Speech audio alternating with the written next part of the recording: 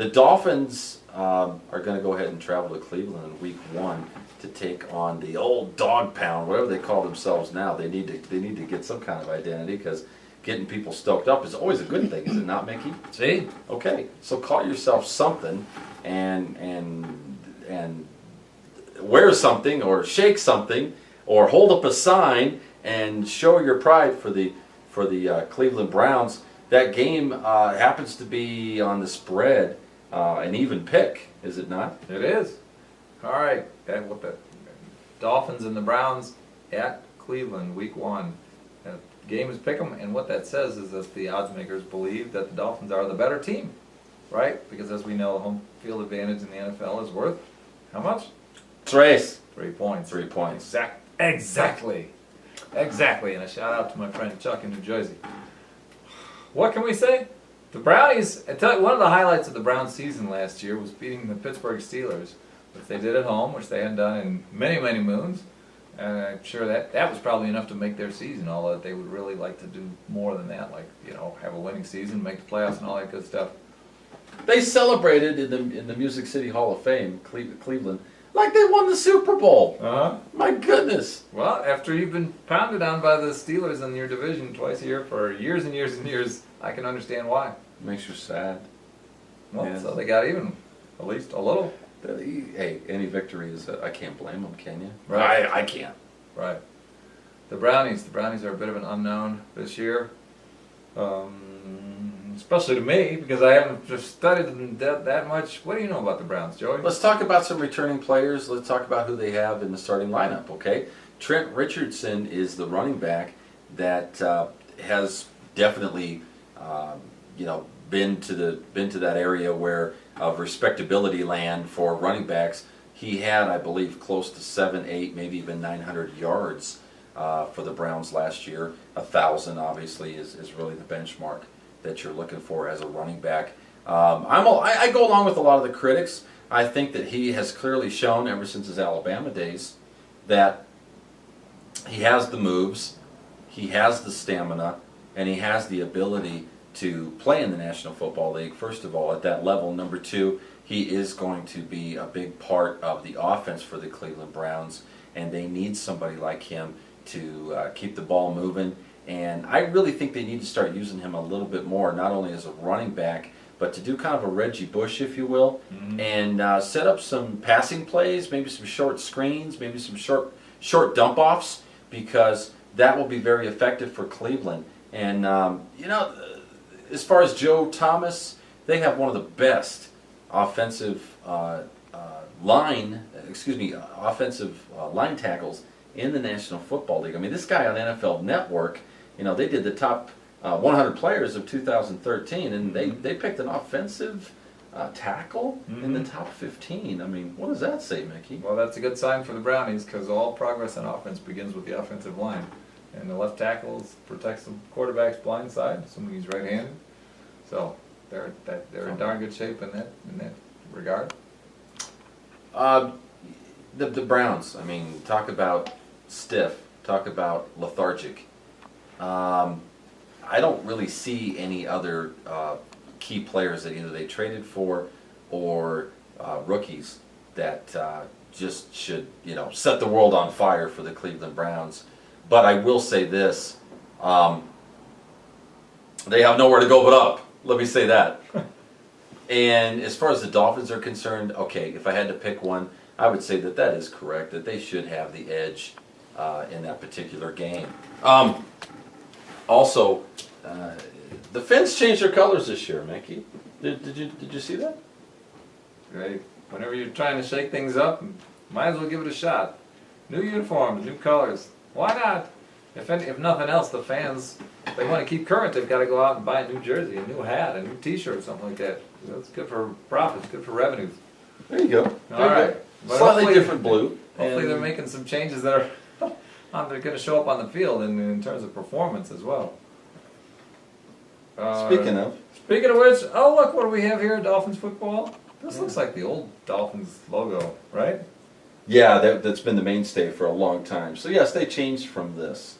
All right. So and you know the dolphin here that I like to call the porpoise. The purpose of the porpoise is to. Oh, you want to take a look at that? Yeah, go Is for it. Is to jump in the water and do all that kinds of stuff. And basically, if you haven't seen it already, he's doing more of a ballerina move. His body is doing more of a swan song. It's more like, you know, something like this, you know, where he's got his head pointed up and his back is you know, down, and he looks like he's trying to the old expression, you know, the cow over the moon. You know, he's trying to make a jump or something like that. But Dolphins, we need to talk about a couple people that you brought up, which I think are very significant for them. Danny Thomas. Danny Thomas? They got a running back named Danny Thomas. That was the first owner of the Miami Dolphins, was he not? Go figure. Indeed. Way back in the day, or so I've heard. Well, more power to him. Maybe he'll have good karma from that. This guy, Ryan Tannehill.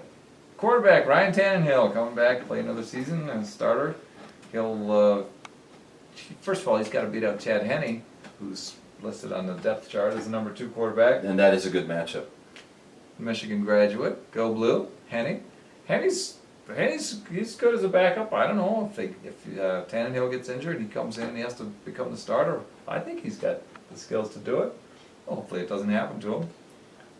I've never been that high on Chad Henne, but then again, maybe I've said in previous, on a previous show, that for the lack of protection and maybe even secondarily, to a less degree, the lack of targets that he's had, maybe it's not entirely his fault. Mm-hmm. But I put him in my class that I always talk about. He's a mediocre quarterback. Obviously, Miami sees it that way too, because it's looking like he's going to be the backup. And they wanted to bring somebody else in and give this kid Ryan Tannehill, who completed an entire season last year as the Miami Dolphins starting quarterback. So he's not completely green. I mean, his gills have been in the water for a little while at least, so to speak. That's right.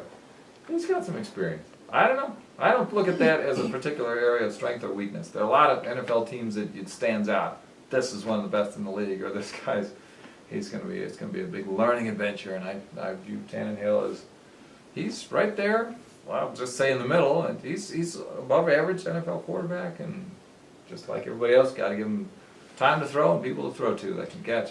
Mike Wallace, I think I mentioned earlier, not the 60 minutes. 60 minutes, Mike Wallace? Yes, it's his inconvenient truth. I mean, the guy's never late. Can you imagine? The coaches say he's never late for an appointment. Dad was good with the old watch. He instilled that in him.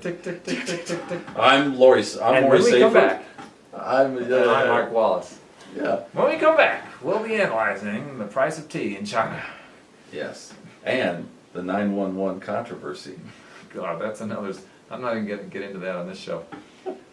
They don't cover it even in 60 Minutes mainstream news. They won't touch it. All right, enough said. That would be totally a 60 Minutes type. They could spend 60 years on that. The only reason I brought it up, really, that long. Well, they could. Wow. They're not gonna. If Mike Wallace comes back like he's supposed to, Mickey, in week 1 of the regular season, a couple things are going to happen. First of all, the Porpoises are going to be very happy. Number 2, he could be one of the key figures for that team that could really turn it around for them, and they could have a better year than they did last year. He suffered just a minor injury here in preseason, like I mentioned earlier. They traded for him, obviously, from the Steelers. He's the fastest man in the NFL, running the 100-yard dash, if you will. Some other key notes from Miami. They did let their big-time guard, Jake Long, I believe that's Howie's son. No, Chris Long is, but they let Long go to the St. Louis Rams, so they're going to benefit from him, which I mentioned in another show. But some other key figures I want to talk about is with the other receivers and the other tight ends, obviously the other threats on offense, they've went ahead and changed their tight end, and they've picked up Dustin Keller from the Jets. See? Take a player away from your division rival. If it's a good player and he plays well for you, it's like a double win. Well, I think Dustin Keller, hands down, I've paid enough attention to him that he's been almost like a Wes Welker, but not to that extent of success. What I mean by that, in New York for Sanchez or Gomez or whoever it is, he's been a consistent tight end that Mark Sanchez was able to go to for at least 3 years, and he would pick up first downs, and he was a scrappy player, and he seemed to always find a way to get open. And now the Jets have lost that too, and I can see where that's clearly going to come in handy for the Miami Dolphins and the team that they're trying to build from this point forward. Yep. Well, can he block? I want to say that he is a pretty good blocker. He's not afraid to get a little dirty. He's not trying to keep the old uniform completely spotless. So he'll get a little bit dirty, and if the play calls for a block and he's got to block a cornerback or he's got to even block a linebacker on a running play or anything like that, I've seen him block. So excellent. Well, yeah. I don't mean to be overly critical of the Jets. I don't know, maybe I should. But if you can succeed, you think I should? I think you should. Okay, well, by my here goes. laugh, maybe you have my answer. Here goes. If you can succeed and put up good stats in last year's New York Jets offense with Mark Sanchez throwing you the ball, then you can succeed in a real offense, such as it looks like. You're putting your boars and butts stamp on Dustin Keller is what you're saying, right? I'm saying he should have a better year because he's in a better offense. By the way, coming up, I did get a call the other day from the folks over at Boars and Butts. They're extremely happy with us. As they should Yeah, be. handmade meat is going out the door like crazy. But anyway, Thanks to all of our viewers for that. Yes, it's because of you. The NFL plays, as Mickey said, they play for us. And you know who we play for? We play for you. You, the fan. That's why we're here. That's why we do what we do. And we do it and we do it how we do it, and we make sure we do it like we know we can do it for you. And if you have any comments, suggestions, recommendations, but no complaints, we don't want to hear those. Find us at... We don't! I don't want to hear no stinking complaints. I want to hear praise. No, recommendations, by all means, Joey and Mickey Pro Football Show.com, and you can find the contact us page or an email address or something and write to us. We would love to hear from you. We're also on YouTube, so search for us there, Joey and Mickey Pro Football. Make it nice and simple for you. Yep. The next contest that I'm looking at here. Wait a minute. So, yeah. predictions for the Browns and Dolphins? What do you think? Borderline trash game. But the Dolphins, the Dolphins to me should carry a little more merit than the Brownies do, because the Brownies have been playing like Girl Scouts for way too long. So I'm not going to go out on an edge for these guys.